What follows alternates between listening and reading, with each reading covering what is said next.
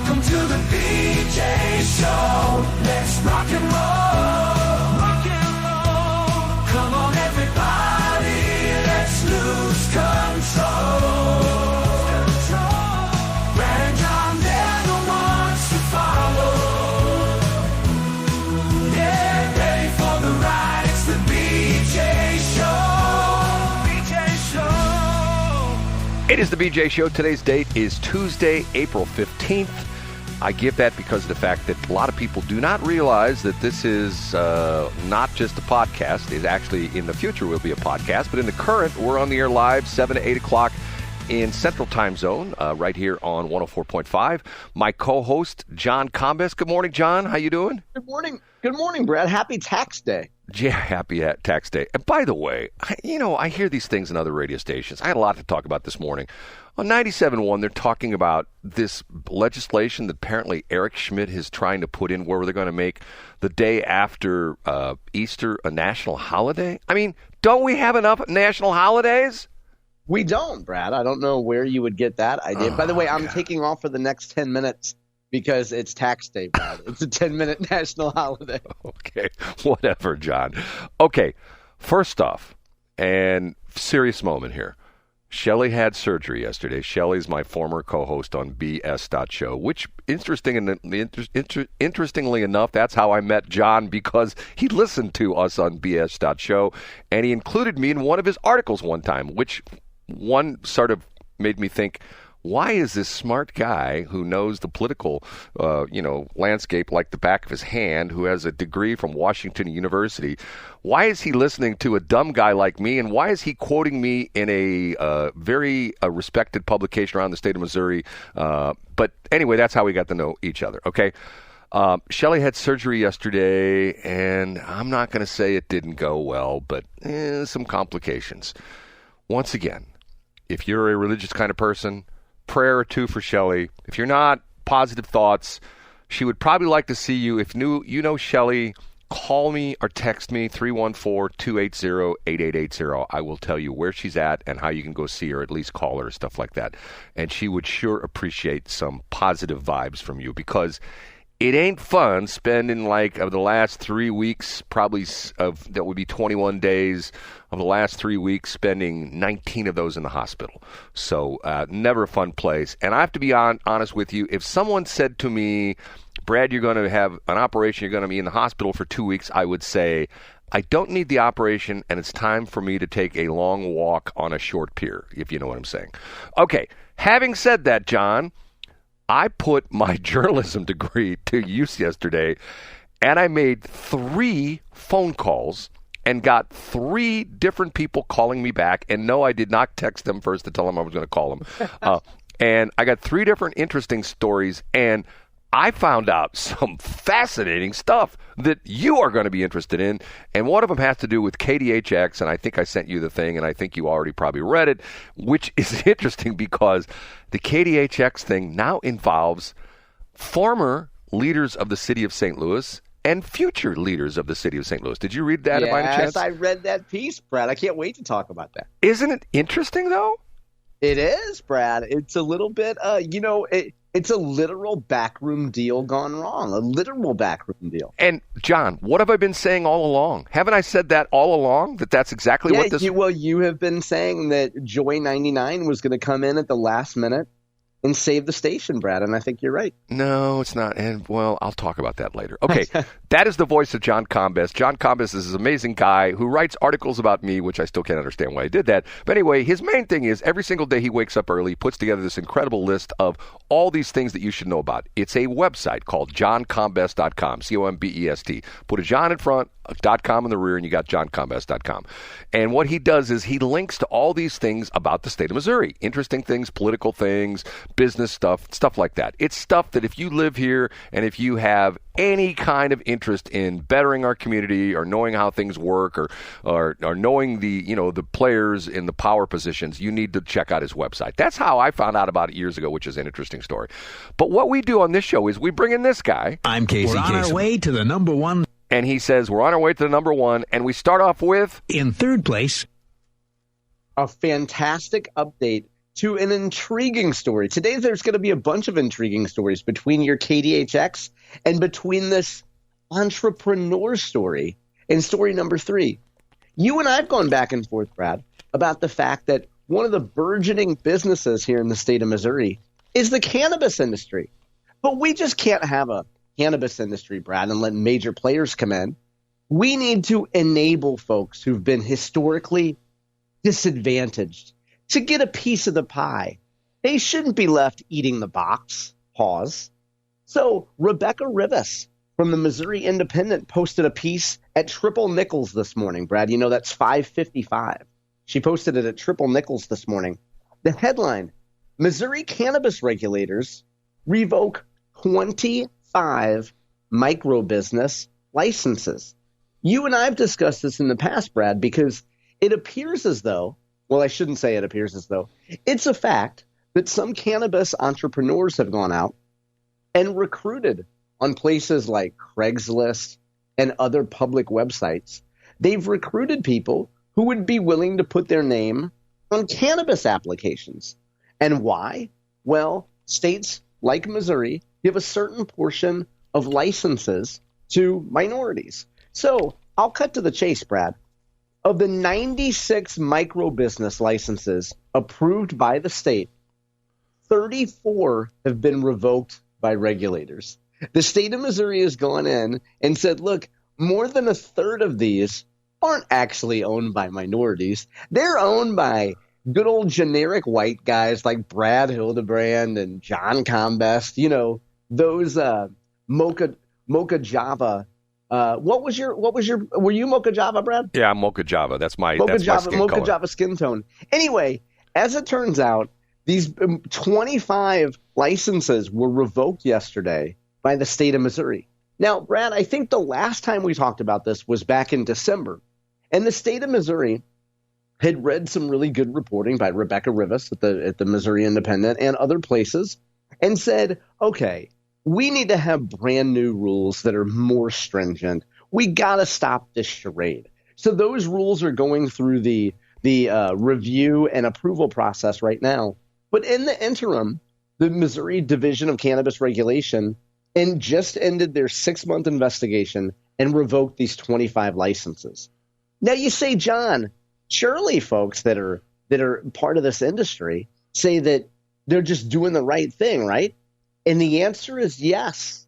A cannabis investor named Michael Hallow is connected to 22 of the licenses that got revoked.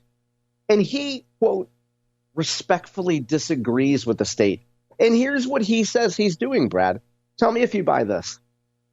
We provide assistance to marijuana dispensary applicants who need it most. These are often people without generational wealth or experience as an entrepreneur. They open businesses in neighborhoods in need of jobs and economic opportunity.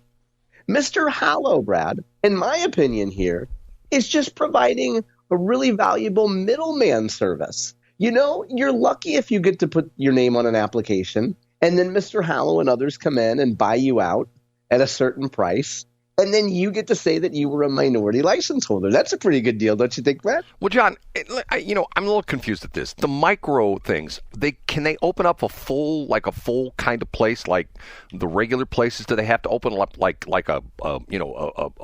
some kind of like a grass truck or something like that? No. Micro business just means that they're small businesses, Brad. They're not the big conglomerates that come in. So, yeah, that's a great question, though, Brad. That doesn't mean they have to open up in a broom closet somewhere. It just means that they're small business applicants. The idea of this, when Missourians passed the original Amendment 2, was that we just can't have the big boys coming in here. And really, Brad, let's cut the BS here in honor of the BS show. Let's cut the BS and say the cannabis folks went to minority groups and said, look, we'll give a bunch of black licenses out, and you can be the black license czar. We'll make sure that minorities get a bunch of stuff, right? Will you guys sign on? And NAACP and others said, yep, we're on board now. Now, the intriguing thing is, after some of these guys didn't get to wet their beak enough, Brad, they've actually come out against the cannabis industry and say, where's our money? You said we was going to get some. Okay, I'm still a little bit confused. So can they open up a full-blown store? Yes, Brad. They do not have to open a tiny micro business. Refers to the size of the capital that's invested. It does not refer to the storefront. So what this guy was doing, he was essentially implying, I guess he was applying in their names. He probably has all the stuff on his desktop that they can fill out the applications and stuff like that, boilerplate kind of stuff. And he's applying in their name. They would get the license. They would start the business, and then he would buy them out? Yeah, he would offer them a specific amount of money. So he would, this is according to Rebecca's reporting here, and then offering them contracts that limited their profit and control of the business. Nearly all of the 32 licenses that have been revoked for ownership issues followed this pattern. So they get the license, then he says, okay, for X amount of dollars, you don't have to touch anything, and we're going to run the whole thing. And by the way, you own a tiny minority of this business. Well, I'm guessing it's a tiny minority. You know, I'm going to offend women when I tell this story, but I know of two women specifically, and I haven't talked to either of these women in a number of years. I know two women who have a similar situation in the construction business, where there's a lot of contracts that, because of government contracts, they have to hire minorities, specifically women-owned business. And the two women that I know of couldn't, if you gave them a toolbox with 20 hammers in it, they couldn't find a hammer. And I'm not making fun of them. I'm just saying they have no idea what involved in construction, but yet they are contractors. You know what I'm saying?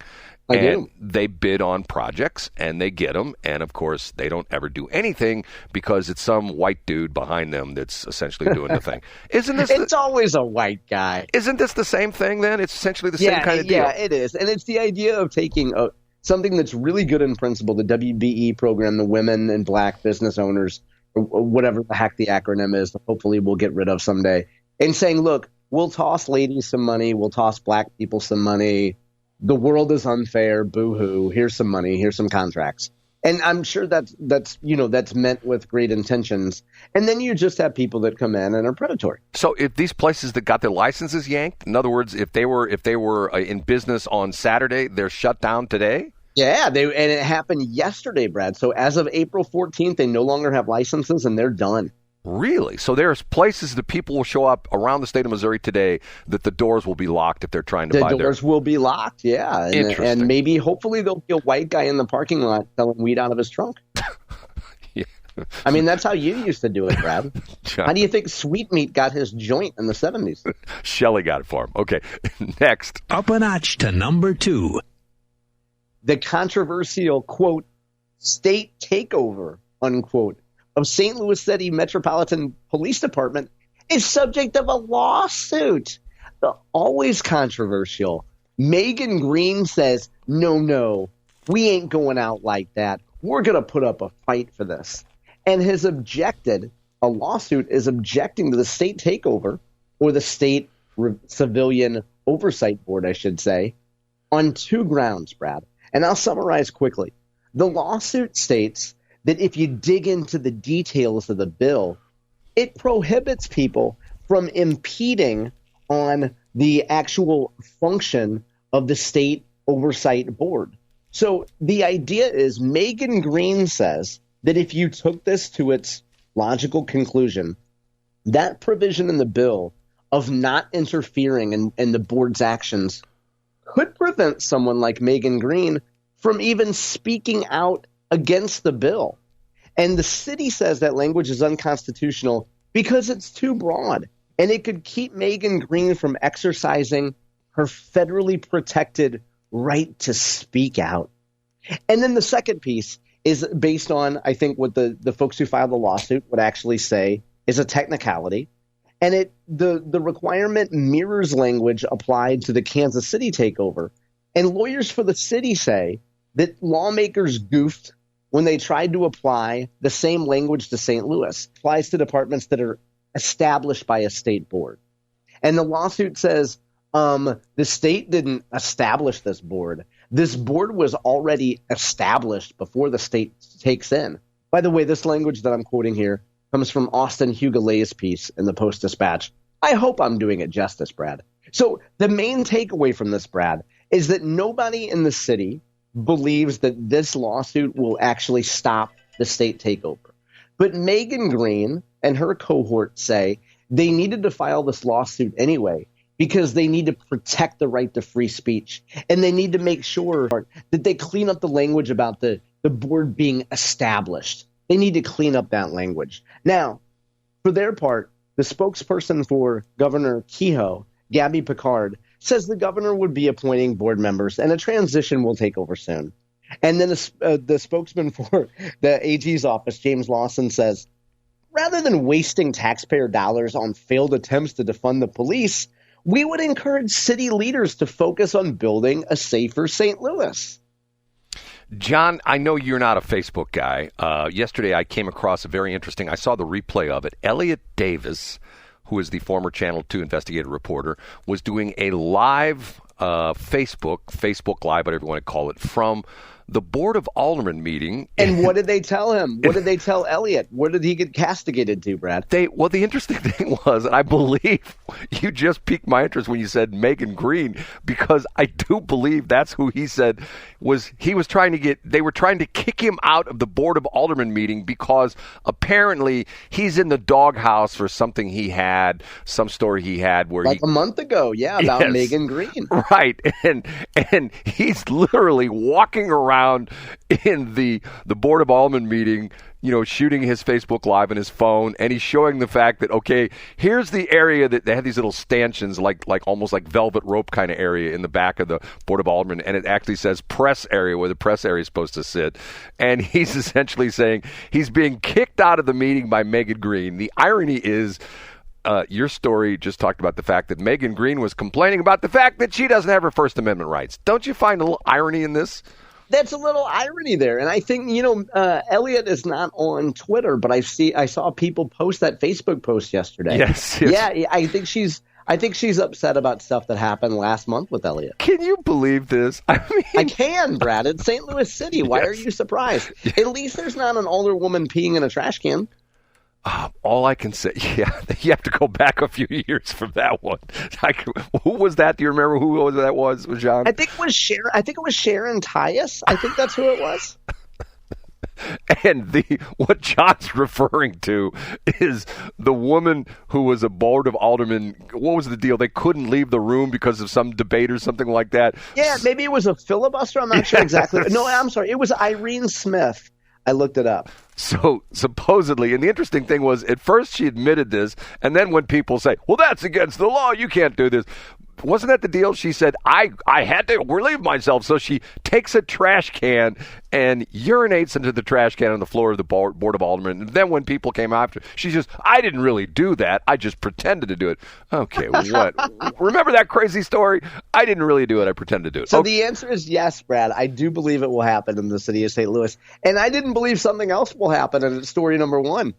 The number one headline from St. Louis Public Radio. Environmental Protection Agency says it's speeding up St. Louis radioactive cleanup. That's right. For the West Lake Landfill piece, excavation was on target to begin in 2029. But under the Trump administration, the EPA says excavation will begin in 2027. Really? Dawn Chapman from Just Moms STL is ecstatic about the development.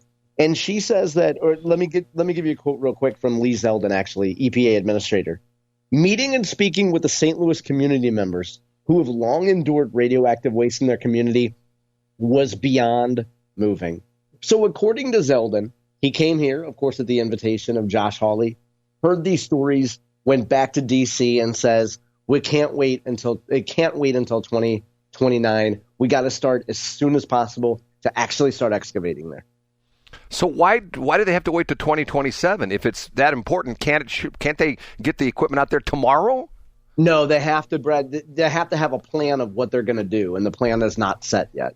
So in other words, the EPA said, okay, it's going to take until 2029 to build a plan, get it approved, get permit, do whatever the heck we got to do, build up the logistics for it. But Zeldin says we're fast tracking it and we're putting it ahead of other projects. John, it's things like this that remind me of the factoid that I always find fascinating. The Empire State Building, when it was built, was the tallest building in the world. From start to finish, it took 13 months.